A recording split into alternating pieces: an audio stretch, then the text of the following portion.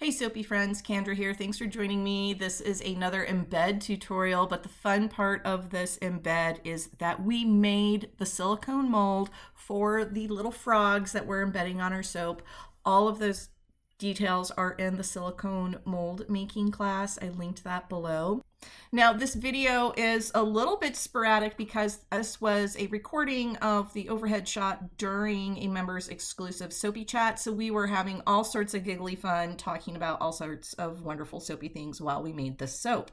But the general idea here is that I really wanted to play with Rainforest Chica's gray clay. And when you see me mixing it up right here, I just fall in love with how beautiful the color of this gray is. So we decided to split our gray into multiple levels of gray. So we've got white, gray, a little more extra gray, and then finally I went and pulled some of her black clay and I added that to a portion of one of our other grays. It came out fabulous for this whole theme of the frog and the prince, where the first time you see the frog, he's sitting on a stone fountain. So we've got the wonderful kind of concrete gray with our awesome little frogs from the silicone molds.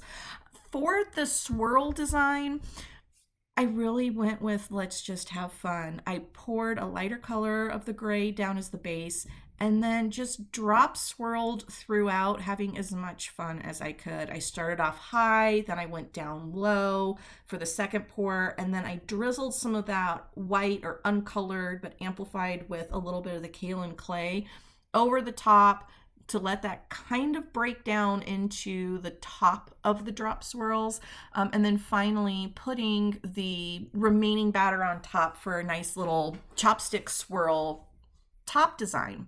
That aside, the most important part of any soap when you're working with an embed is to make sure the top of your soap is set up enough so that it can support your little frogs, your embeds.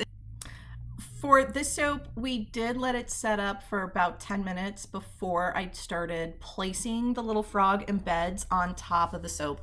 Yes, I did mark off the little markers on my mold so I'd know where to space them out, but really it didn't take that much time. I kind of tidied up a little bit and then the soap was set up and ready to go. This is a double butter recipe. That recipe is also included over in the silicone mold making class. We did last minute decide to add some honey to this. I'm really glad we did because it did help speed things up, but most importantly, it gave us some really groovy little honey specks throughout the soaps. And here's a little high-speed scrub of cutting the soap, and in the photos in the end, you'll see some of those honey specks. I absolutely love how these soaps came out. We have some botanical color blending for the color of the frogs. We made the frogs with our very own silicone molds and the Rainforest Chica clays. Oh my goodness, to die for colors. We have these beautiful frog print soaps, and it was so much fun making them with you all. Happy soaping, my friends. Until the next class. I'll see you then.